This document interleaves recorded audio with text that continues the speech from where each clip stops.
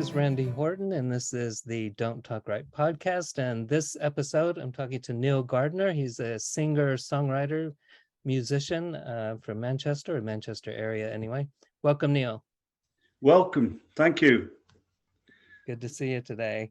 Why don't we just jump right into it and talk a little bit about your background as a musician and a songwriter. How'd you get started in that? Well, Randy, I didn't have any musical influences in my home background because nobody was musical at all. None of my brothers, my sister, my extended relatives. And I guess it was just listening to the radio, listening to the Lonnie Donegan, bluegrass type, Woody Guthrie, and the stuff that was coming out of the United States. And as a young child, I remember I was in hospital having my tonsils out, and suddenly Last Train to San Fernando came on by Lonnie Donegan, which I believe is a stolen song anyway. And the seed was planted, and then obviously we got the skiffle in the 50s, and the skiffle was very much bluegrass orientated. I think you might correct me if I'm wrong. And then it sort of the Quarrymen started to steal the skiffle stuff in Liverpool. They became the Beatles, and then, well, the world changed really. I mean, we'd had the colossal figure of Elvis Presley, another great American singer. And then suddenly the Mersey sound had kicked off, and it was like the northwest of England was the epicenter of the musical world. So I bought into that in a big way because although I was working in a factory at the time, I felt like I could escape from the drudgery of the factory. And the songs were very catchy, very easy to sing, and very easy to remember. So that's how I sort of got into music as a young person, I guess. Did you play an instrument then already? To be honest with you, Randy, I didn't play until I was 25, and I've still got the Eco Rio Grande guitar that I bought. So I'm not one of these that was a prodigy by any means. I worked hard at my craft from my mid-20s, and I started writing poetry in my early 20s, which I converted to lyrics for my songs. Very good. So were you performing, gigging at then in your 20s? And yeah, it was very much on let's meet at the pub, and a couple of friends knew a few chords, obviously probably G, C, and D, I'm guessing. And we had these enormously massive, heavy, cheap guitars that were notoriously difficult to keep in tune. But we managed to, if you like, support each other in our musical interests. But it was more of a therapy, I think, from getting away from the industrial environment that I worked in. It was completely different. And we felt that we were quite clever to be able to emulate these little 3-minute songs that we were hearing on the radio. Very good. You mentioned poetry. Did you do any of the performance poetry? Because the Mersey poets were quite popular then, weren't they? Oh yeah, I mean Roger McGough was a massive big influence, and John Cooper Clarke from Salford.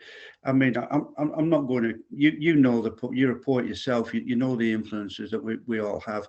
I've always written poetry, and if it's just a matter of a couple of rhyming couplets on the back of a fag packet, that's when I used to smoke. I don't smoke now.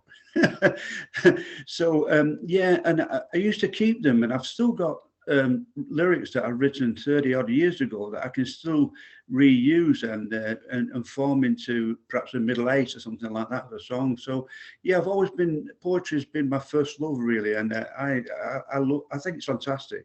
Great way of self-expression, and it's very introspective. I think the trick I think sometimes is giving a poetry performance that affects the people that you're delivering it to. I don't know whether you'd agree with that yourself.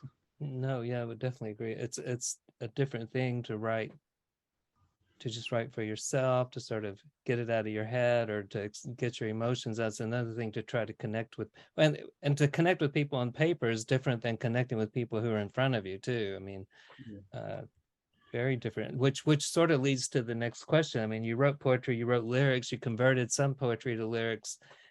How do you think it's different writing a poem or writing lyrics?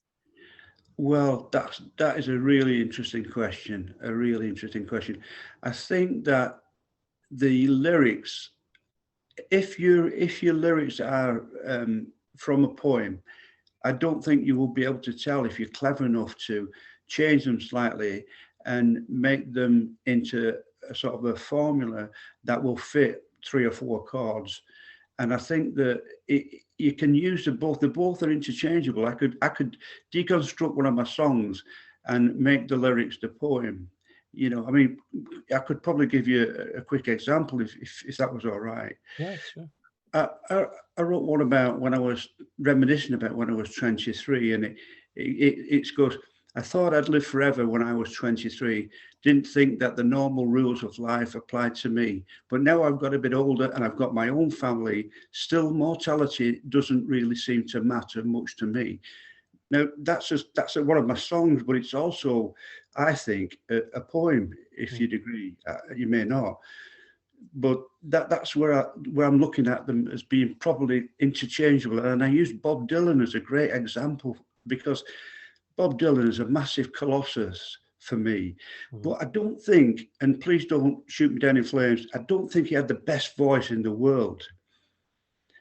Oh, I agree with you. I hate to say that on a public, something that's going to be public, but yeah, I don't enjoy. I like Bob Dylan songs when other people do them Yeah, more. yeah. Yeah, yeah. I think Bob Dylan does. I think But he might. Yeah, he might agree with that. But yeah, when I hear, I have a lot of Bob Dylan songs I love, but I never listened to Bob Dylan singing them. So I yeah. mean, the guy must have signed a pact with the devil when he was a kid, because he's a great artist. He can do anything. The man's a genius. But any Bob Dylan song, I think, if you take the music away from a Bob Dylan song and you just use the prose, it still works. Like, for instance, listen to me, baby. I want to make you see that I want to be with you if you want to be with me. But if you gotta go, go now, or else you gotta stay all night. Now there's no music to that at all, but it works. Any one of his songs will work as prose, in my opinion, in my humble opinion. Well, you have a lot of company with your opinion. He did win the Nobel Prize for Literature, after all. Yeah. So a lot of people agree with you. So Nice one, nice one. Yeah. that was a bit controversial, I guess, giving him the Nobel Prize for Literature. But um, and that's kind of, in a way, that's what led to me asking so many different people this question, because he won that. And I know I saw some poets who didn't write music saying something like they hope they got a Grammy award for best song or something, joking about how maybe they should get awards for being songwriters. But those words that Dylan wrote were words, and it was literature as far as I can see. And I think I saw a quote from Leonard Cohen, who basically said poets who don't uh, follow any convention of meter or rhyme or just being lazy, where songwriters can't be lazy because they have to make it fit. They have to come up with some meter. They have to come up with those chord progressions that you're talking about. So to him, it was lazy to just write poetry that didn't have any music to it, I guess. I completely agree with what you're saying. I mean, when I was a young person, I think I think there's a class system involved in this, because the poetry that we were taught at school, there were people like D.H. Lawrence, Rudyard Kipling, W.H. Auden, all this stuff, and it was really interesting, but for me, pretty boring, and I couldn't relate to it from a working class background. So when I listen to John Cooper Clarke or Roger McGough or one of the other Northern poets, I instantly can recognise the verbal message that's coming across, if you like, because it's my culture. And I never lived in a stately home surrounded by, you know, 1,000 acres of woodland designed by Capability Brown. So that's why I am very much a working class person. I'm quite proud of that. But that doesn't mean to say that working class people are not educated, as I'm sure you agree. I do agree. Well, and like I like people like T.S. Eliot and some of the people you mentioned, but I don't think their poems make good songs. I don't know I, if anyone's really tried, but I think that it's got to be, there's got to be relevance to the person that's the receptor of the poem. I mean, and I think it's the same with songwriters.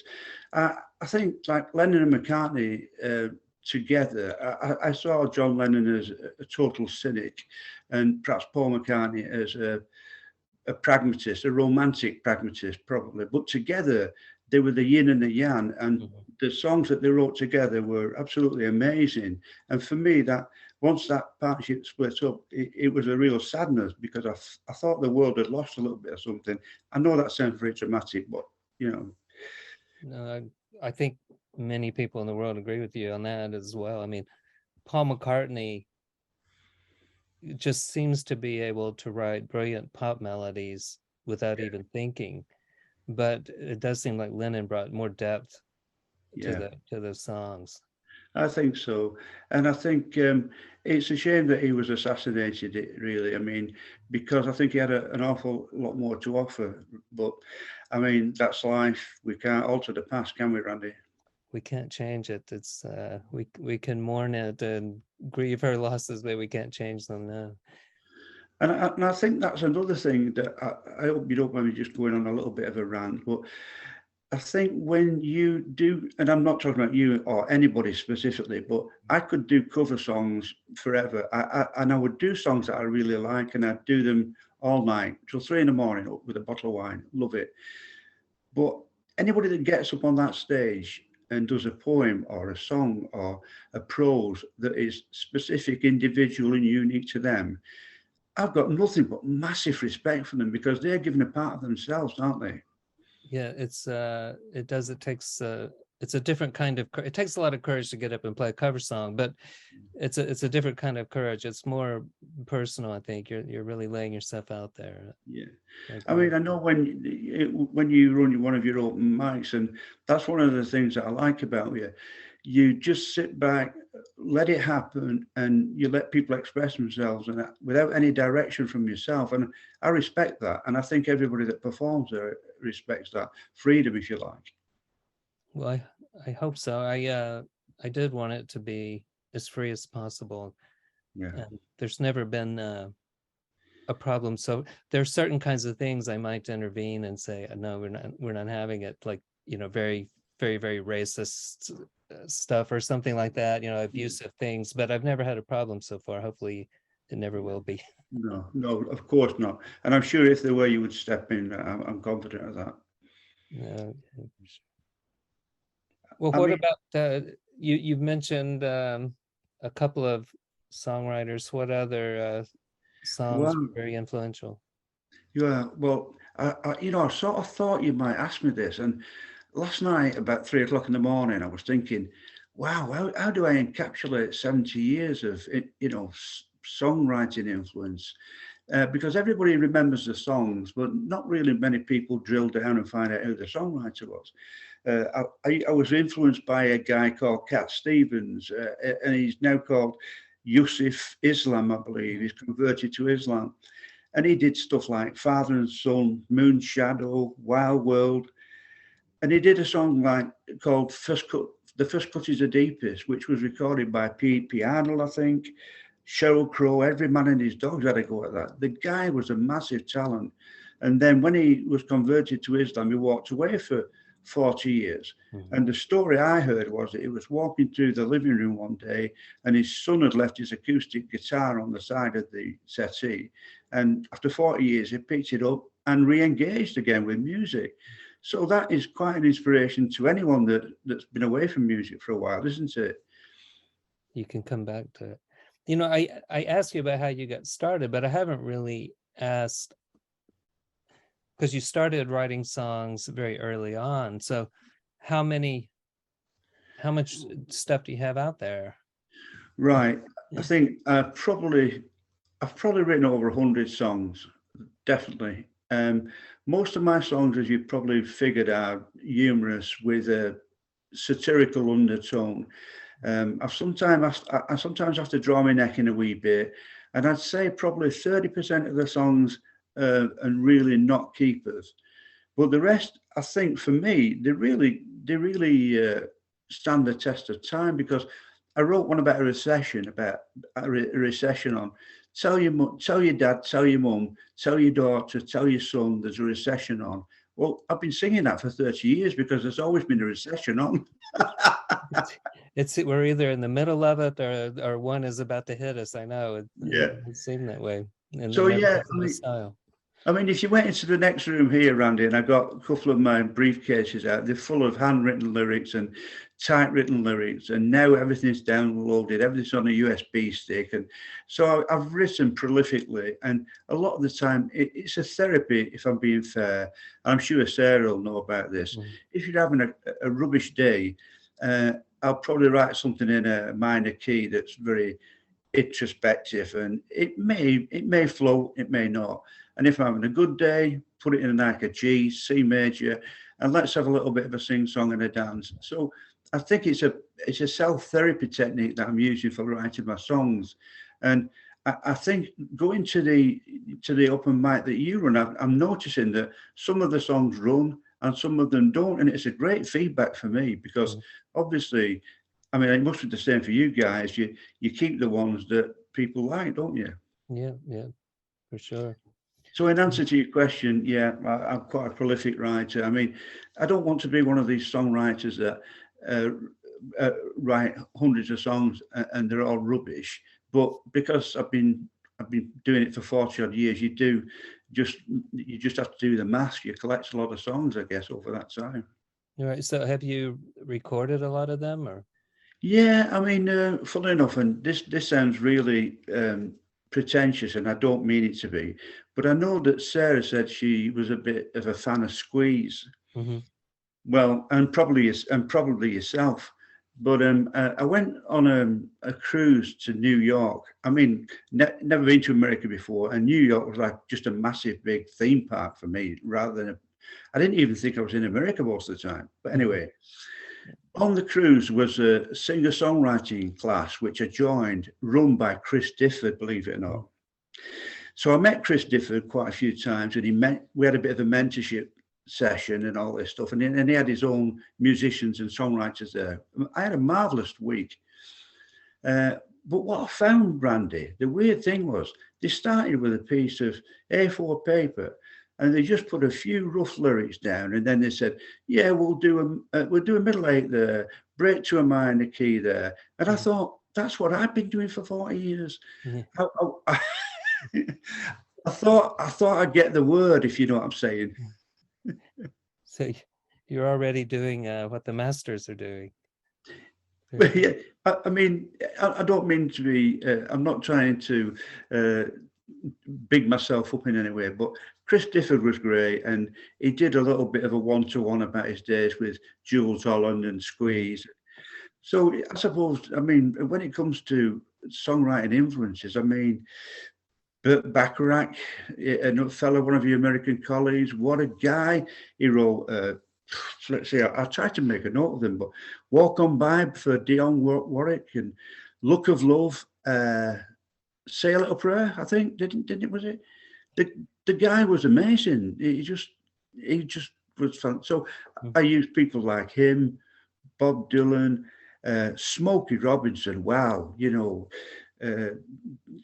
the guy couldn't do any wrong for me, and I'll never meet him. I'll never even be in the same country probably, but he's such a hero and somebody that I use as a role model, I guess. So when you're doing this stuff, did you have a band, or just go out on your own?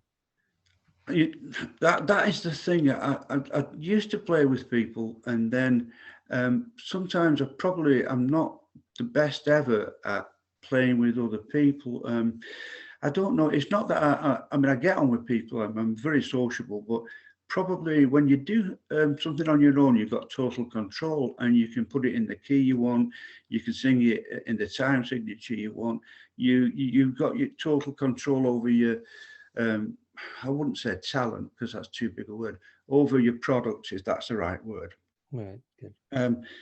I do enjoy listening to other people, and sometimes I'll have a bit of a jam, or a couple of guys will get together, and we do always enjoy it. But ultimately, it's great to just get the guitar in the back of the car and turn up. And I mean, I did something for Radio Manchester in the lockdown, and I did a song called "Looking Through My Window," and the producer phoned up and said, "Would you do it on air for me?" Which was I mean, I've got to tell you, Randy, when I picked the phone up at 9 o'clock in the morning, I thought it was one of my mates winding me up, to be honest. Mhm.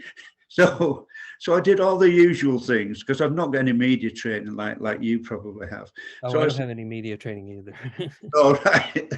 So it went like this, "Hello, hello, can you hear me? Can you hear me?" Oh, it was, but anyway, fortunately, I managed to download it to the studio, and we had a down the line interview about the lockdown and about what I used to do for a living, and now I'm retired, what I do. So it was hopefully a high point in my life, I suppose.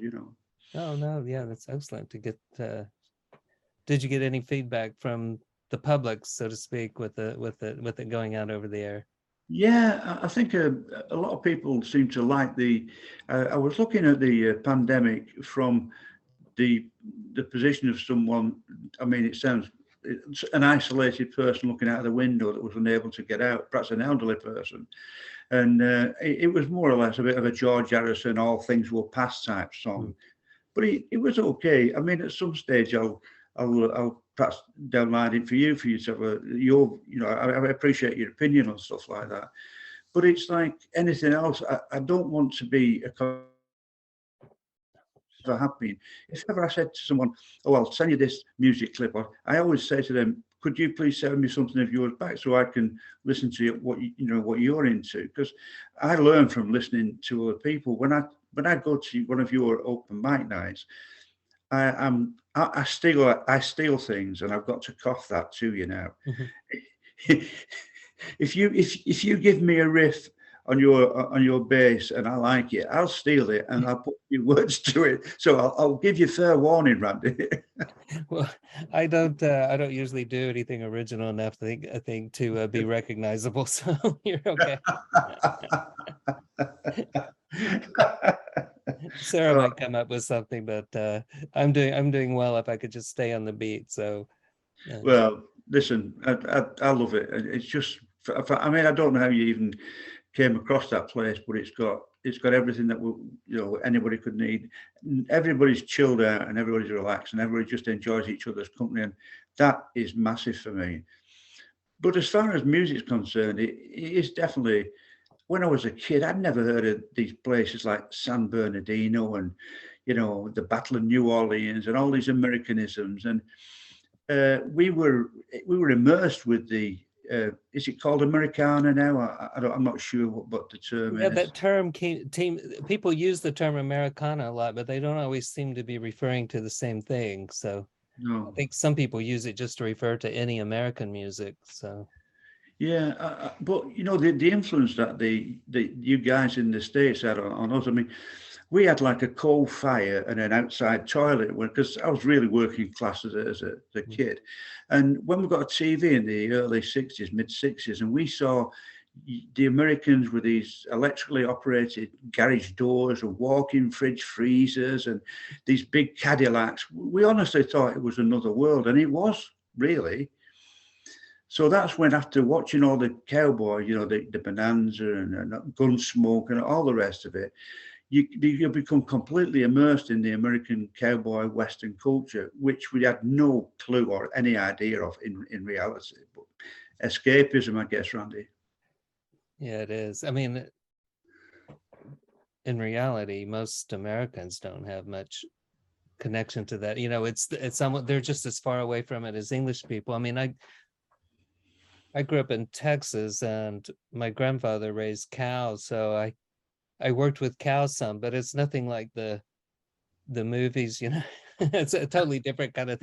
I mean, first of all, I was in East Texas, so it was all woods and a little bit hilly, and in the movies they're all out in the desert, and totally different kind of thing. But I think it had the same kind of mythology for us that it did for you, really, to be Yeah, honest. I mean, we didn't realise how massive Texas was anyway. You know, we thought it was the size of Wales, probably. People still don't. I mean, people still ask me stuff like, well, does Texas look like this? And I'm like, parts of it do, yeah. Parts of it do. Parts of it look like plains. Parts are mountains. Parts are swamp. It's Yeah. funny. It's funny you should say that, because when I was in New York, please forgive my accent here, but I'll try and give it you. I was in a restaurant and this waitress came up to me and she said, "Hey, are you English?" I said, "Yeah, yeah, I'm English." She said, "Can I ask you a question?" I said, "Yeah, sure. Ask me any question you want." She says, "Is it true that England and Ireland are divided by a river?" People are very confused about that. So it was just a little humorous remark, and I wasn't trying to be condescending. It was just a little bit of humour. But you know, sometimes, Randy, some of my songs come from that. I walked past a lady in, I think it was in Ibiza, Spain, and she was English woman. Mhm. She was talking to a mate, and all I heard from the conversation was, um, "It's the brandy that makes you randy." And I walked past and I thought, got it. It's the brandy that makes you randy, and it's the whiskey that makes you frisky, but it's the gin that makes you sin. And I thought, I've got it. That's a song, you know, Yeah, and I know great. it's little things like that. I don't know whether it happens to you, that a little bit of what they call it, synchronicity, or you Right. know. The thing is, I get those 2 or 3 lines and write them down, and then they're still there. So I have I have a whole program with a whole file full of 3 or 4 lines I've written down, and someday Yeah. maybe they'll become something. But yeah, I suppose because I mean, I left school at 15 without any qualifications, and then I went into industry for 15 years. I was in newspapers, so that's where my love of words and rhyming couplets and expression verbally, it all comes into the job that I did for so many years. And then I went into another career when I was 30. I became a police officer for 25 years. So I saw some things there for sure. A completely different job then than it is now, I can tell you. We served the public. We were very community based, and I don't recognise that job, if you can call it that. But I used to write poetry about the things that happened. Of course, my fellow colleagues, I couldn't explain to them because they were pretty one-dimensional guys and ladies. Mhm. Let's lock the baddies up and don't bother writing a poem about it. But there was so much material there, Randy, to write about. It was a great therapy at the end of an unpleasant day, say, to come down and write it down, and it does really help working Right. out. But but You now I'm probably just get great music from that, and probably a novel if you sat down. I think I'd have to have counselling to do a novel about that job, I think. What's stressful? I mean, I think I've seen things saying that many visual artists suffer from mental illness like schizophrenia and stuff, but novelists tend to suffer from depressive disorders. Yeah. And I think it kind of comes with the job in a way. I think that is the biggest illness now that I am aware of in my life experiences, mental illness. And I think it's a terrible thing because everybody's so insular these days. And I don't think there are enough professionals around to treat the problems, especially in lockdown. I mean, and I think music is great because people like to listen to music, don't they? And I think if you could get together and do some music, I mean, like for instance, in a dementia home where my partner Carmel's mum is 101 this Christmas, Yeah. and if you go into a home, music is played all the time, and people can relate to songs from 60 years ago. Well, I guess I can, Yeah. That's one of my big fears, is that I will end up in a home and they won't know what music to play. And I've told Sarah, that I want to make a playlist so that they don't play me like some elevator music or something like that. I What want a music I can relate. what an absolutely great idea. Absolutely bang on. Great idea. Never thought of that. But music, like you say, it really touches everybody. And I know I've talked to people in care homes who don't communicate with staff, don't communicate with visitors, and when they hear a familiar song, suddenly it's like they're connected. They're connected to their own mind, and they're connected to the people around them just through those songs that they recognize. Randy, can you please explain to me why it is that I can remember word for word the lyrics to a song 50 years ago, but if you ask me what I got from Tesco's yesterday, I wouldn't have a clue. It's amazing.